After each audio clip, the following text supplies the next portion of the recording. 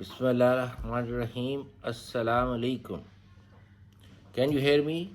We discussed client server architecture divides the processing burden into two processes. Client server architecture divides the processing burden, yes, into two processes. We have client side process and we have server side process.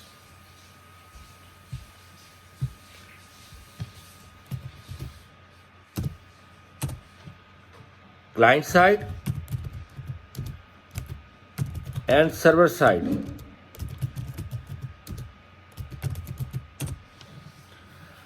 So some processes are completed at the client side and some processes are completed at the server side. So that's the objective of client server architecture, to divide the processing into two processes. So the load of server is reduced. That is the job of client server, because before that we have mainframe computers and we have dumb terminals and all the load is on the mainframe. Because of that, the client server architecture was introduced, and we have types of client server. Anybody knows the types of client server? Types, yes. We have three types of client server architecture. Muhammad Said, what are those types? What are the types of client server? Okay, who will answer? Single tier, we have single, we have two tier, and we have multiple tier. Very good. So let me show you the peer-to-peer architecture. Each machine is connected to another machine, so we peer them. Like we pair the mobile phones, it's peer-to-peer architecture. And then we have client, we have server, and we have client machines. And we already defined the server in 251 lecture. Server is a software that has two functions. Server job is to manage the network resources and fulfills the request of the clients, completes the request of the clients. So network resource management and fulfills the requests of the clients. These are the two functions of the server, and client is the requesting machine. So server manages the network resources and fulfills the requests of the clients, completes the request orders of the clients. So we have single tier, we have two tier, and we have three tier. Three tier is also called multiple tier or n tier. So what is a tier? Tier, it's T-I-E-R, not T-E-A-R. The people cry, that's the tiers. Or we have tire, Dunlop tire, Bridgestone tire. It's not tire, it's a tier. Tier is a row. Like we have rows and columns. Tier is a row. Or we say tier is a layer. Row or layer is the meaning. Shusme. So we have single tier. Single tier mean we have single server and we have multiple clients. So how to define the single tier architecture? How to define single tier architecture? We have presentation, application logic, and data layers are handled by single server, because we have one server, single tier, single layer, and multiple clients are there. So presentation, application logic, and data, all the three layers are handled by single server. So any example? Presentation mean interface, and application logic, we have processing logic and we have business logic. And the data, like the operational data, metadata, all are handled by single server. So single server is doing all the processing and clients are accessing that. Any example of single tier architecture? Any example of single tier architecture? Excel, very good. Excel or Access, for example, we have installed on the server and clients are accessing to that. That is an example of, because Excel or Access has interface, has application logic in terms of processing and the business logic and the data. All three layers are handled by single application which is installed over the server and clients are accessing to that. And then two tier, presentation and application logic layer are handled by application by the client side, by not by client side. It will be deal with the client side. But now we involve two servers. We have two layers, two tier, two servers are there. So presentation and application logic are handled by one software and data layer is handled by another software.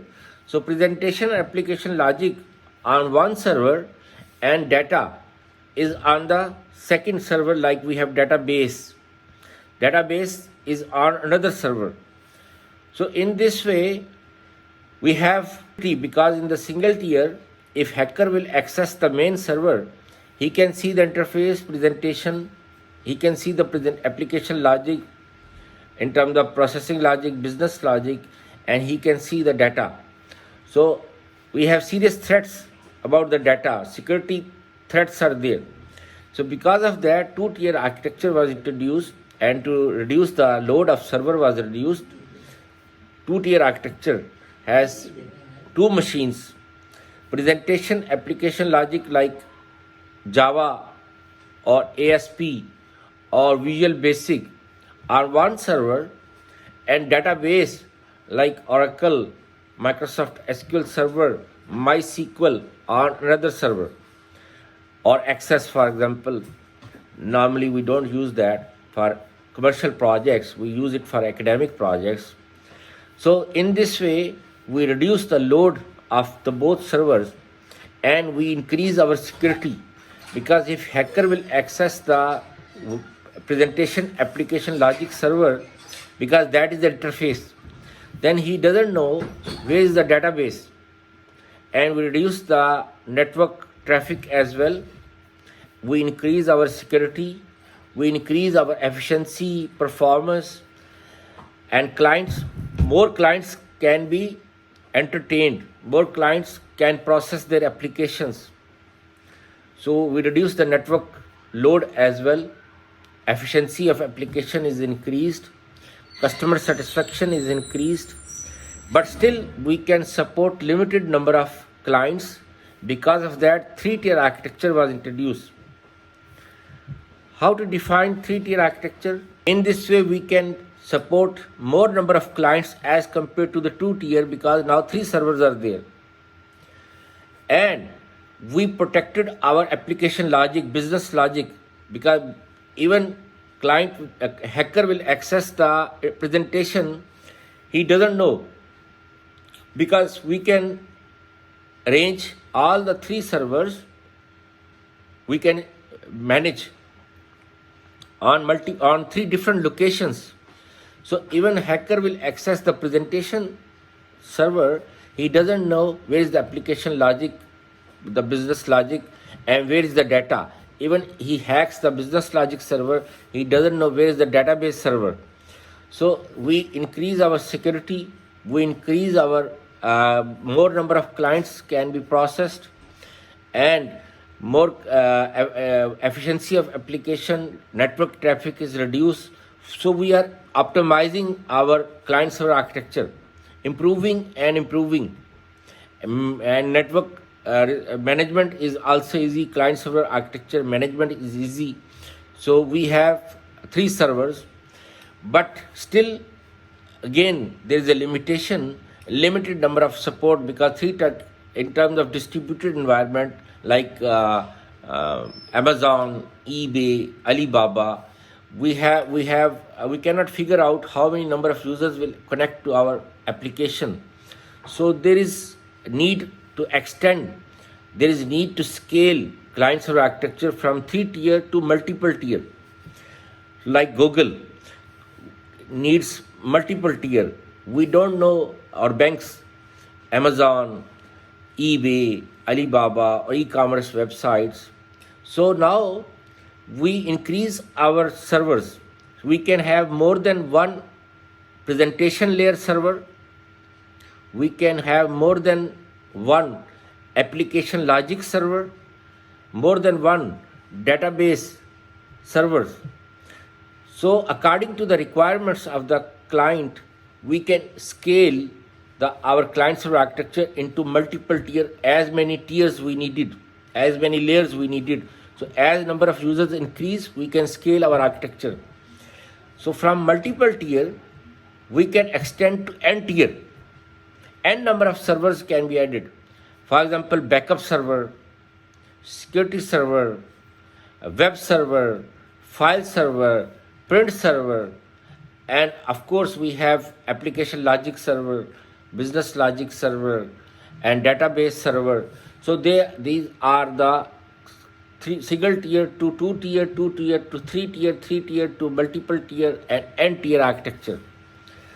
Any question up to here?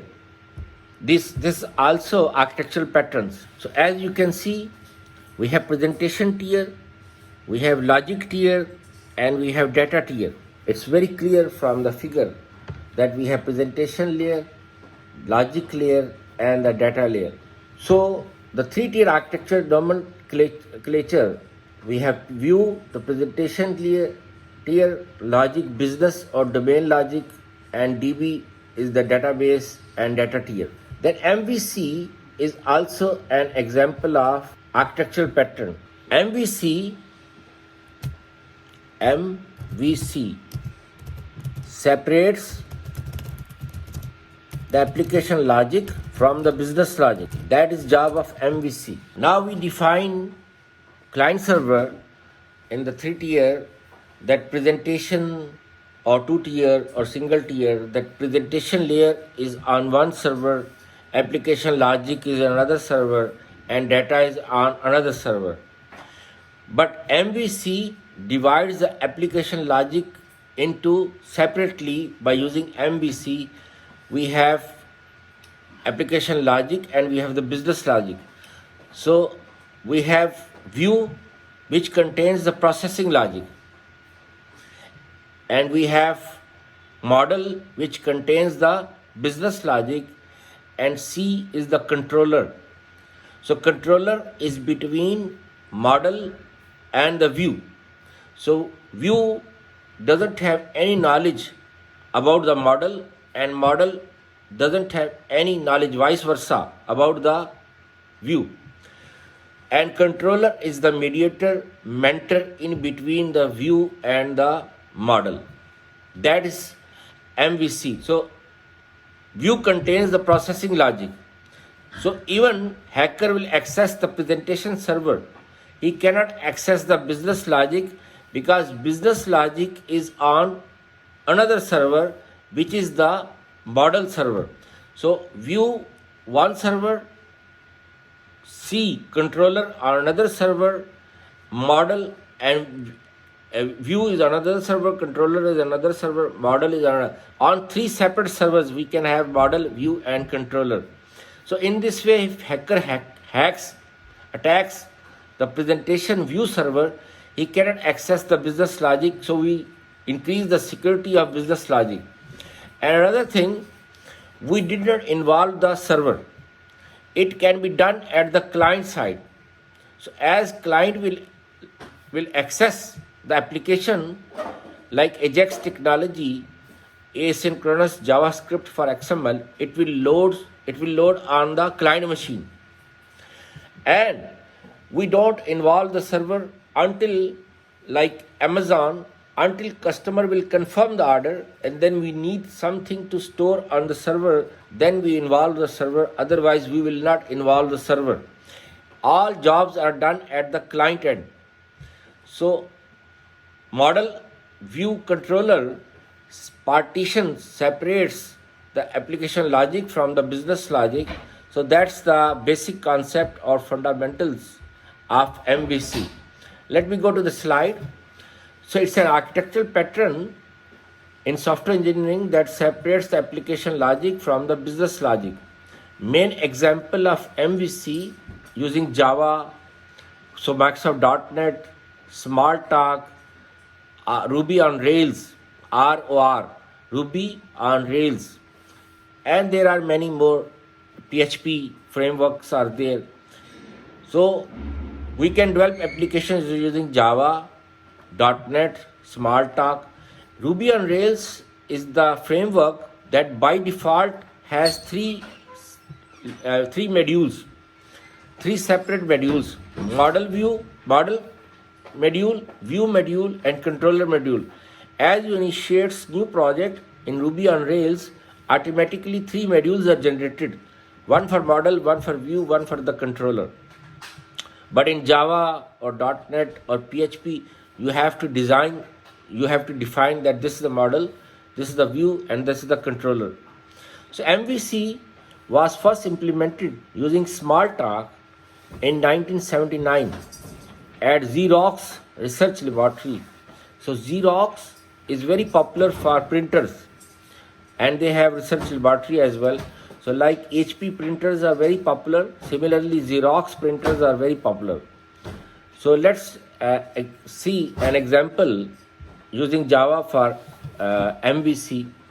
For example, when you go to Amazon, you can browse different items. So user will select, for example, or customer will select some item. So he will interact with the application. So controller will take the action of the user and it will call the model. Like you select some book like Software Engineering by Pressman, or we have textbook for this course, Gang of Four book is there. So and elements of reusable object-oriented design patterns. So you select some book. So as you select and add in the cart, it will, before you add, the controller will take your action and will check the stock that it's there or not, and then it will check the business logic from the model, that what's the price, what are the tax, what are the shipping charges, blah blah blah. So that's etc. etc. So that's taken by the controller, and then model will respond to the controller, and then controller will pass the message to the view. So this is the three phase action are performed as user will interact something to add items in the cart. So we have view, the graphical interface, model is the business logic or domain logic is there. So this is about the MVC. So I discuss architectural patterns, I discuss model view controller. So each layer has a specific function in the model view controller. So let me go to the diagram. We have view and we have the model. This is without the controller. And then we have the view, model and controller. So controller is mediator in between the view and the model. So with callback and without callback, without using the controller. So for example, we have Excel. So you have the data and you can generate bar chart, you can generate pie chart. So that's using the data.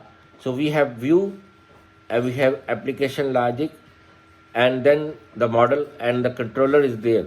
So if you change any data in the Excel, so after generating the graph or bar chart or pie chart, if you change the data, graph or pie chart will automatically change. So there is an advantage of MVC that we can have more than the one view, more than we have data, the business logic, and we can have more than one view.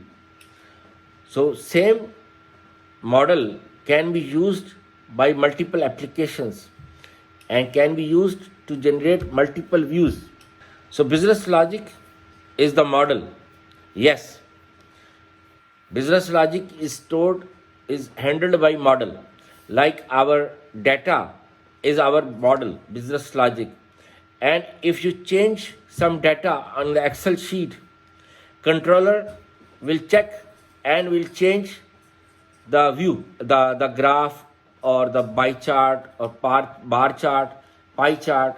So that's an example of MVC that is in daily application or in common application. Everybody is using without observing that we are using MVC. So that's an example. So we want to decouple, for example, application logic from the processing logic, and we are using different patterns like observer. I already discussed in 251, and this is an arrangement of model view controller, and we are using the strategy as well. So we will inshallah implement in the coming lectures. So we have some pros and cons of MVC. For example, controller separates, delinks the view from the model. So this is an advantage. So hacker cannot access the business logic, and we can reuse the view, we can use the model, we can reuse the controller. So it's very easy for us to reuse view, model and controller in multiple applications. And constraints are there that controller will had to perform complex views. For example, graphical presentations by bar charts, pie chart, or we have to do different applications at the operating system level. So this is a complex procedure, and in order to develop applications, MVC is difficult to code as compared to the normal applications that previously we are used to develop client server applications. So it increases the complexity of developing such applications as compared to the normal applications without MVC. So this is some pros and cons of MVC. Then you have any question up to here? So we have some common design mistakes. For example, when we design our interfaces, we don't take care about the selection of suitable pattern, that which pattern is suitable for our application. So sometimes we select wrong pattern by the architect, and the result is that we find it difficult to have achieve the efficiency or performance of the application as compared to the selection of suitable pattern. So sometimes it contains extra requirements that's not required by the customer. So that is a common design mistake. Or sometimes we have to select a pattern so which is not appropriate in terms of customization, or we need more customization as compared to designing a new module or new component from the scratch. But because the architect forced the programmers to reuse the previous patterns or previous code, so it's very difficult for the programmers to do customization according to the requirements of the new project. So these are some common design mistakes we face during the at the design level or selection of the patterns. We face this problem. Thank you very much.